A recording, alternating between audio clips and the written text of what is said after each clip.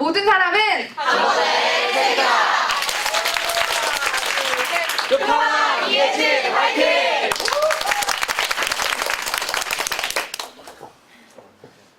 네, 안녕하세요. 철학과 1사학번 이혜진입니다. 유토피아 마지막 날에 마지막 이그나이트를 하는데 설마 마지막 하겠어 했는데 설마 마지막 됐네요. 제가 아직 이그나이트를 안 하니까 전에 하셨던 분들 얘기를 이렇게 온전히 집중을 못 하더라고요. 근데 여러분들 다 이미 끝났으니까 제 얘기 그냥 편안하게 들을 수 있을 것 같아서 그래도 다행인 것 같아요. 정말 한 사람이 한 권의 책이고 제 이해진 이야기라는 책이 있다면 저는 책 제목을 이렇게 짓고 싶어요. 제 인생은 항상 저에게로 회귀하는 길이었던 것 같아요. 그래서 그 길을 가게 해주셨던, 저를 변화하게 해주셨던 사람에 대해서 이야기하려고 합니다. 저 그분을 만나기 전에 제 인생은 아예 없었어요. 그분을 만난 이후에야 제 첫 페이지가 시작했거든요. 그래서 첫 페이지가 그분과의 만남 이야기고 그분과의 대화, 그 다음에 읽었던 책, 지금까지를 이렇게 얘기해 보려고 합니다. 저한테는 2살 위인 언니가 있어요. 언니가 중학교에 입학을 했는데 언니가 원래는 엄청 세서 맨날 교무실에서 애들이랑 정모를 교무실에서 했어요. 엄청 센 언니였는데 중학교에 입학을 했는데 그냥 가까운 학교를 갔는데 좀 교육열이 센 학교에 가서 첫 번째 시험을 봤는데 국영수 합이 100이 안 넘었어요. 그래서 엄마가 충격을 먹고 이건 아니다 해서 언니한테 과외를 붙여줬는데 너도 언니처럼 되면 안 돼. 그래서 저도 덤으로 같이 과외를 했어요. 근데 저는 그 사람을 처음 봤을 때 여자 과외 선생님이셨는데 뭔가 되게 오묘하고 그냥 보통 어른들의 느낌이랑 달랐어요. 저는 그렇게 생각하고 있었는데 저희 언니가 그 선생님을 되게 잘 따르는 거예요. 저희 언니는 아주 심각한 병을 앓고 있었는데 성인 어른이라면 남녀 차별하지 않고 반항하는 어른 혐오증을 앓고 있었어요, 언니가. 근데 어른인데 싫지 않다 이러면서 그 사람은 어른 같지 않아 이러면서 언니가 선생님을 엄청 잘 따르는 거예요. 근데 저는 언니보다 더 심각한 병을 앓고 있었는데 그냥 사람을 불신하는 병을 갖고 있었어요. 그래서 언니는 선생님을 따랐지만 저는 이러면서 뒤에서 그냥 보고 있었어요. 근데 선생님이랑 이렇게 과외를 하다가 막 과외만 하지 않잖아요. 중간중간에 대화도 하고 그러면서 선생님이랑 대화를 하는데 제 경험들이나 어떤 제 생각을 얘기했을 때 엄청 잘못된 생각이 많았을 거 아니에요. 초등학교 때고 배운 것도 없고. 근데 선생님은 그거에 대해서 아니야 그건 아니야 이건 이거야 이렇게 얘기하지 않고 근데 이런 사람도 있어 이러면서 항상 다른 사례를 얘기해주거나 어떤 질문들을 저에게 던졌어요. 아무도 저한테 그런 얘기 해주지 않았고 저는 그전에는 항상 누구 마음에 들려고만 행동했어요. 엄마 마음에 들까? 이 행동이 선생님 마음에 들까? 늘 그런 생각을 해서 제 생각 속에 저는 없었어요. 나를 위한 게 뭐지 이런 생각 전혀 없었는데 그래서 다른 사람의 시선 속에서 거기서 안주하고 그렇게 살아가려고 했지만 선생님은 늘 제게 질문을 던졌어요. 그래서 선생님과 과외가 끝났을 때 항상 제 속에 물음이 있었고 선생님 과외 끝났을 때 항상 어떤 생각을 하고 있었어요. 이게 왜 이렇지? 나는 누굴까? 이런 생각들을 했어요. 근데 거기에 대해서 제가 빨리 대답을 못해도 선생님은 아무 말도 하지 않았어요. 가만히 기다려서 제가 대답할 때까지 기다려주고 다른 생각을 갖고 있다면 이런 건 어때? 하면서 방향을 항상 제시만 해주고 계셨어요.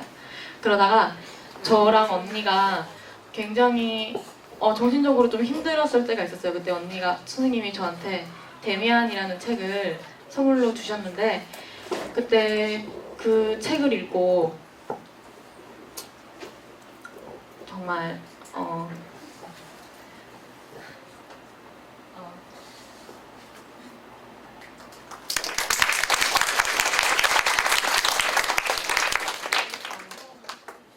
데미안을 처음 읽었을 때 정말 너무 충격적이었어요.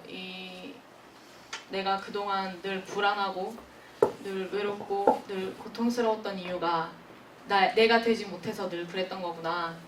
내가 나로 가려고 한 번도 노력을 안 했던 거구나라는 걸 그때 깨달았어요. 그리고 그래서 그 책을 데미안 읽어보신 분들은 알겠지만 데미안 싱클레어가 자신의 길을 갈 때 데미안이 싱클레어가 부화할 수 있도록 밖에서 알을 깨주는 역할을 해주잖아요. 그런 걸 주탁동기가 그런 뜻인데요. 병아리가 알에서 부화하기 위해서는 밖에서 어미가 쪼아주어야 태어날 수 있다는 의미예요. 근데 그게 어미가 그 탄생을 해주도록 꺼내주는 건 아니에요. 단지 밖에서 길을 제시하고 도와줄 뿐이죠. 그리고 선생님이 저한테 그런 역할을 해줬던 거예요. 저를 이렇게 이끌어줬던 게 아니라 방향을 제시해줬던 거죠. 선생님이 저한테 그랬고, 그래서 근데 그거를 깨달은 다음부터 좀 자만적이게 된 거예요. 그래서 좀 세상을 되게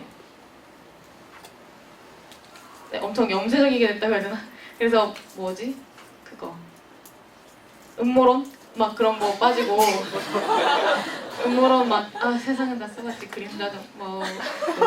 프리메이슨? 막 이런 거 막 맨날 보고 막 그랬는데 네 그러다가 네 또 선생님은 제가 그런 거에 빠질 때도 늘 그냥 가만히 있었어요. 그러다가 이런 건 어때? 이러면서 또 방향을 제시해주고 그러면서 또 이건 또 아니구나 하면서 또 생각을 했죠. 이게 아니구나. 네 그래서 근데도 저는 아직도 좀 불안하고 늘 쓸쓸했어요. 사람들 속에 있으면서도 항상 불안하고 항상 쓸쓸하고 군중 속에 있으면서도 고독하게 생각했던 것 같아요. 그래서 선생님 말씀과 데미안으로 조금씩 변화를 하기 시작했는데 데미안 읽으면서 전 그때 무교였는데 어떤 신이 있다는 건 믿게 됐어요. 그래서 그냥 뭐 하느님 뭐 이렇게 하지 않고 그냥 신이시여는 좀 그렇고 해서 신님 이러면서 자기 전에 맨날 기도를 했어요. 누워서 신님 저 이렇게 했어요 오늘 이러면서. 근데 그 다음에 아주 놀라운 변화가 생겼는데 제가 원래 약간 수면 장애가 있어서 잠을 잘 못 자거든요. 근데 기도하기 시작하니까 눕는 순간 바로 자게 되는 거예요. 신 하면서 바로 쿵 하면서 자게 되는 거예요. 야 시끄럽다 자라 이랬던 것처럼. 그래서 아주 꿀잠을 자게 됐어요. 그리고 저 자신으로 회개하는 길을 늘 걸으면서 신기하게도 나를 아니까 다른 사람을 이해하게 되는 거예요. 제가 우리 동생이 소심하고 쭈삣쭈삣거리는 걸 싫어했던 거는 제 안에 그런 모습이 있었기 때문이죠.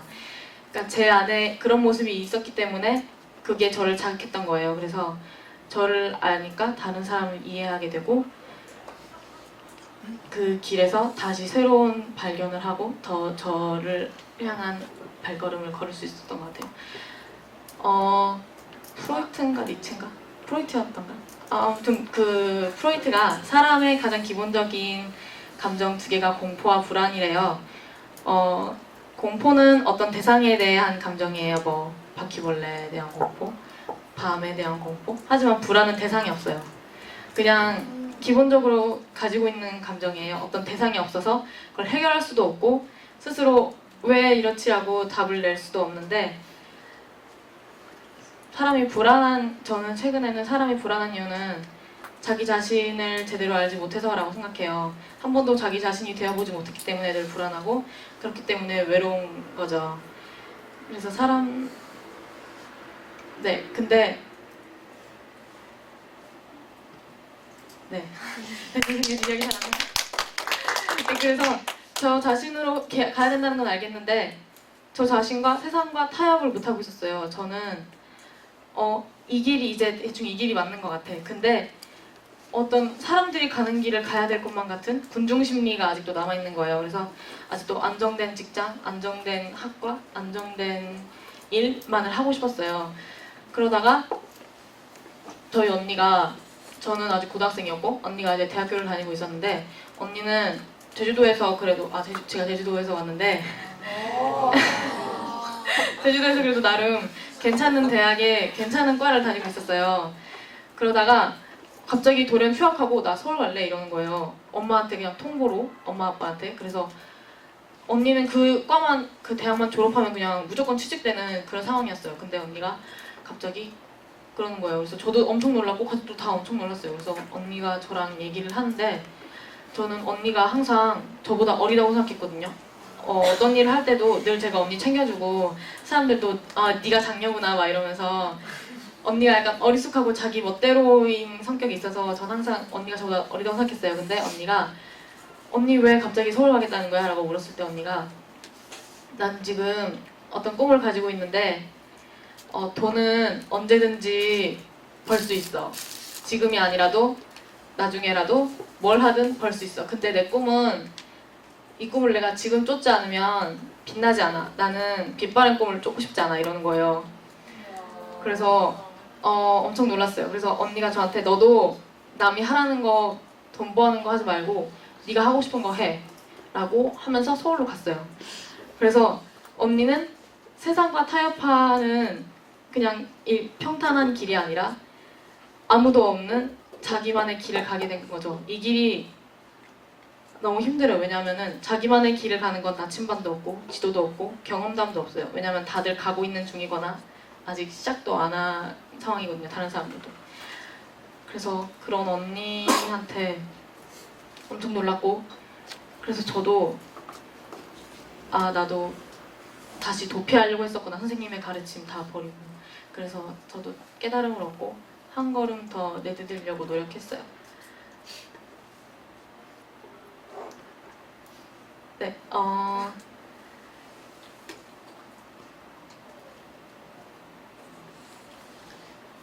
네,